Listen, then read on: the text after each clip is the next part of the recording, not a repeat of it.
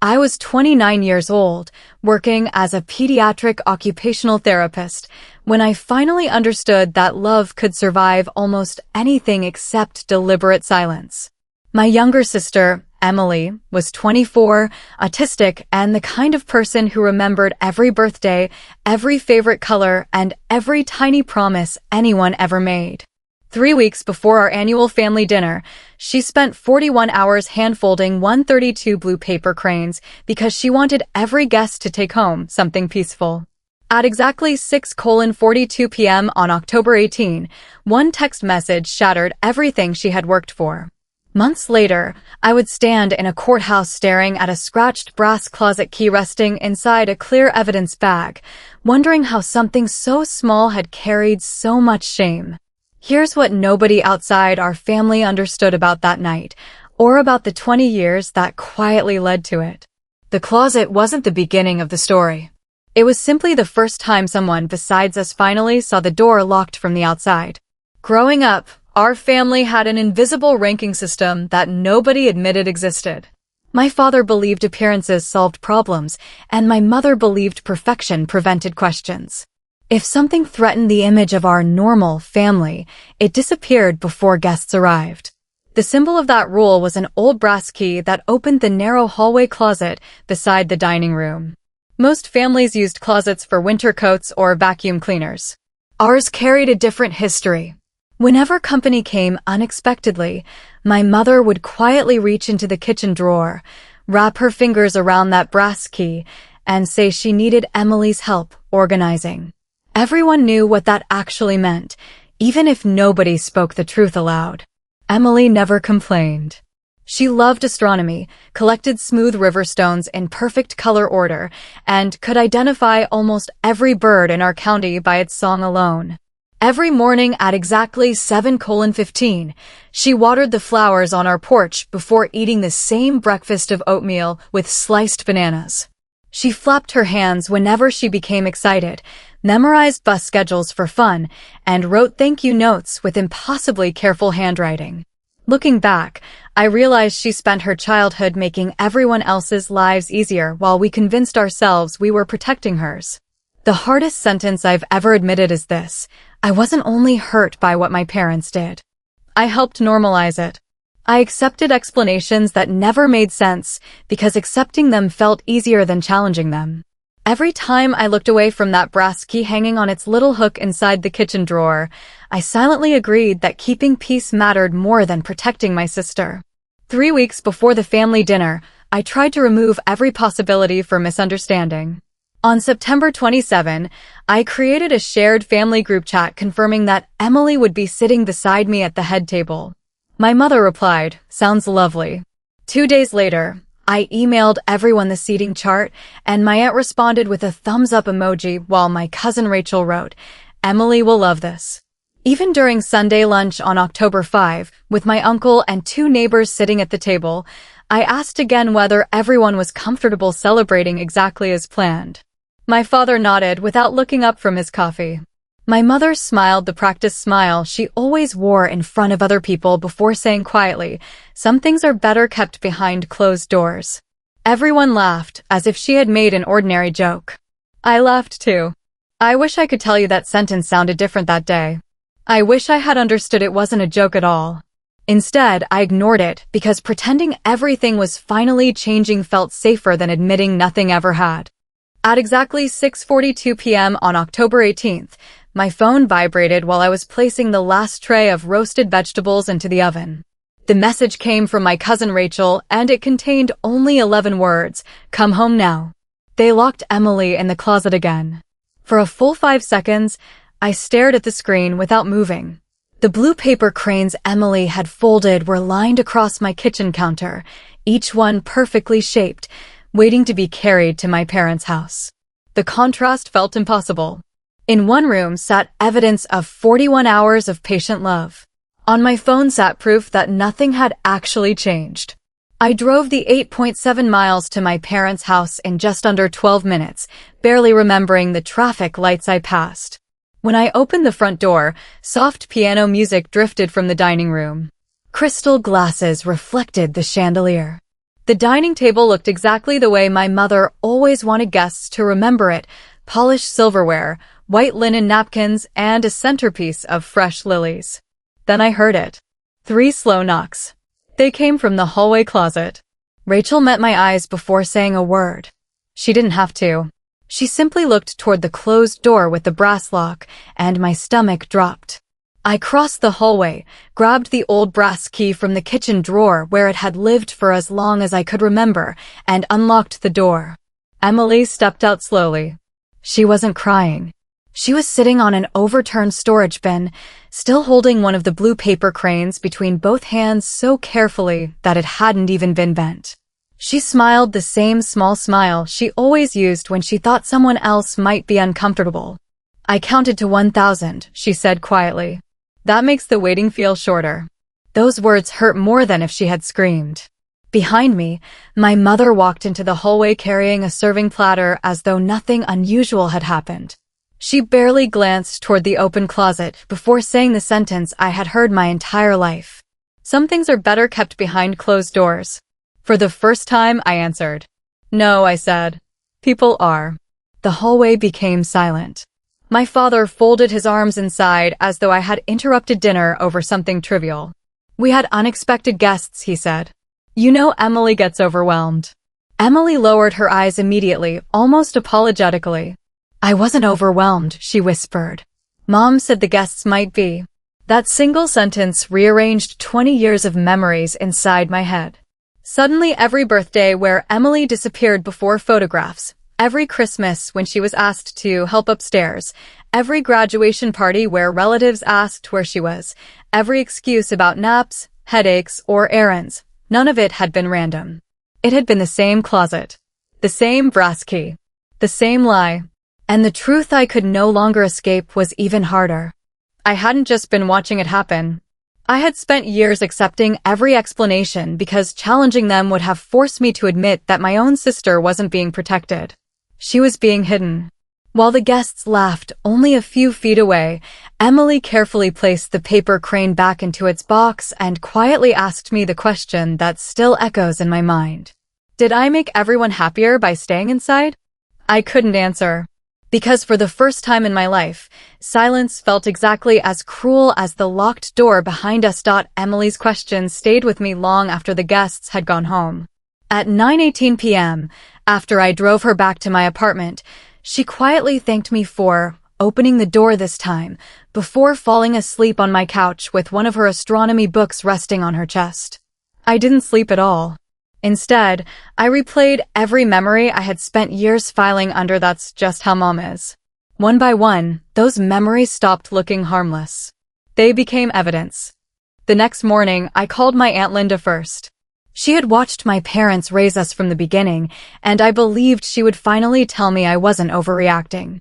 She sighed before I even finished explaining. "Claire," she said gently, "don't make it a thing. Your mother was only trying to avoid an awkward situation. Families have to make difficult choices." Difficult choices. As though locking a human being inside a closet belonged in the same category as deciding where people should sit for dinner. I thanked her anyway and ended the call. At 11:07 a.m., I drove to my parents' house hoping my father, at least, would admit what had happened was wrong. Instead, he stood in the driveway with his coffee mug and looked almost annoyed that I had come. "You work with autistic children," he said. "You should understand that the world isn't kind." We were protecting Emily from people who wouldn't understand her. "No," I answered. "You were protecting yourselves." He shook his head. "One day, you'll realize reputation matters." For years, those words would have made me question myself. This time, they only confirmed what I already knew. Neither of the two people who should have protected Emily believed she had anything to be protected for. Only something to be protected from. I left without another word.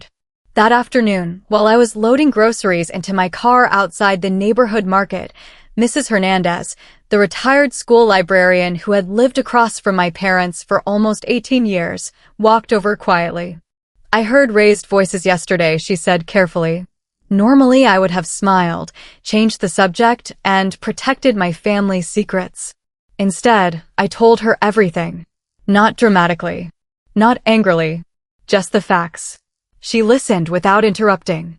When I finished, she looked directly at me and said something nobody else had been willing to say. "Claire, that wasn't protecting your sister." She paused.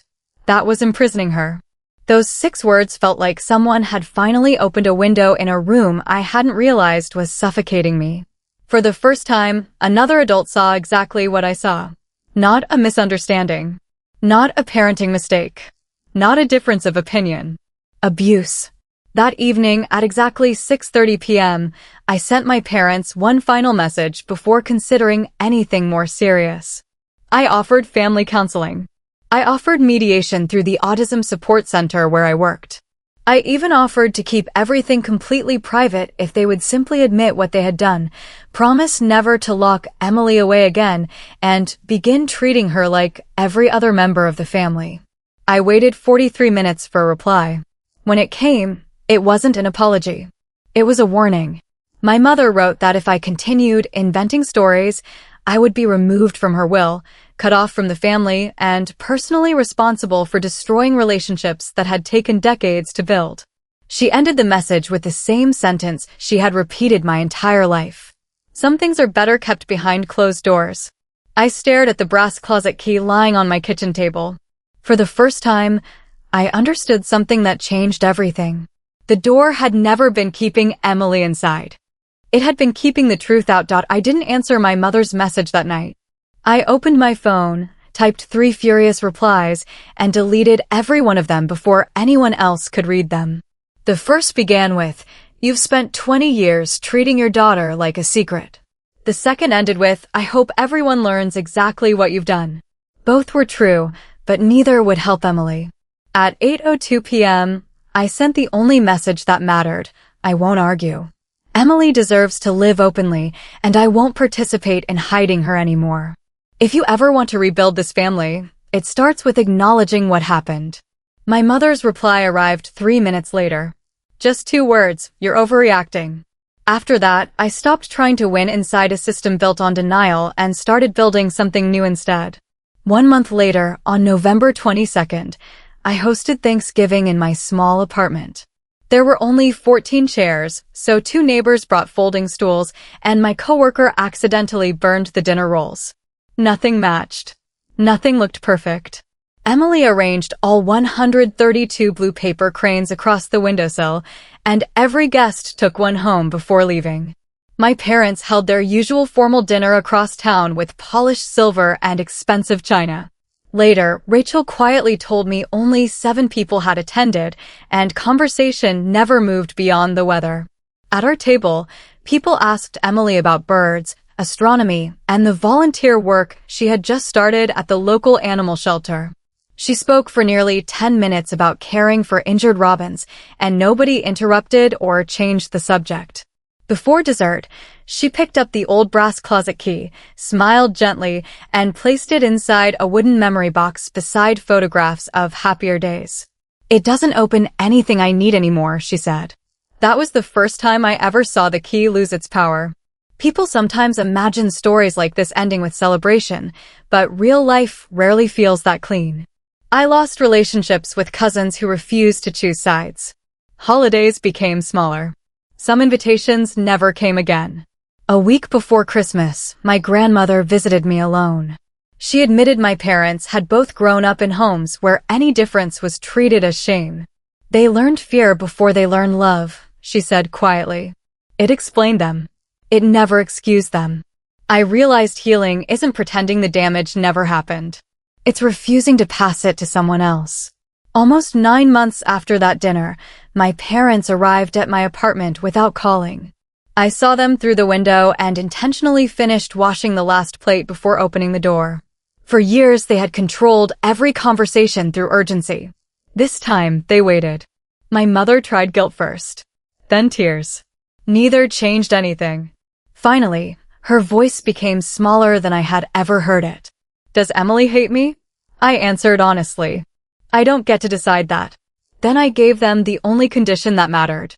"If you want any future with either of us, your apology belongs to Emily, not to me. And it has to include every time you locked her away. Not the version that protects your reputation. The truth." Emily agreed to speak with them privately. I stayed in the kitchen while the three of them sat together in the living room behind a half-closed door. I never repeated what they said to each other because it wasn't mine to tell.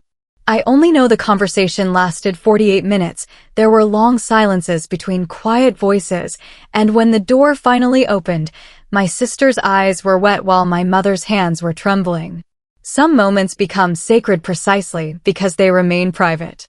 Today, 1 year later, our family looks very different. Every birthday, instead of posing for perfect photographs, everyone writes one handwritten page in a shared scrapbook about a favorite memory from the past year. Nobody is hidden. Nobody disappears when guests arrive. My parents attend those gatherings as equals, not as unquestioned authorities. The smallest moment happened last spring. My mother walked over to Emily, placed the old brass closet key into her hand without saying a word, and watched as Emily donated it to our town's autism awareness exhibit. That empty key hook in the kitchen drawer says more than any speech ever could.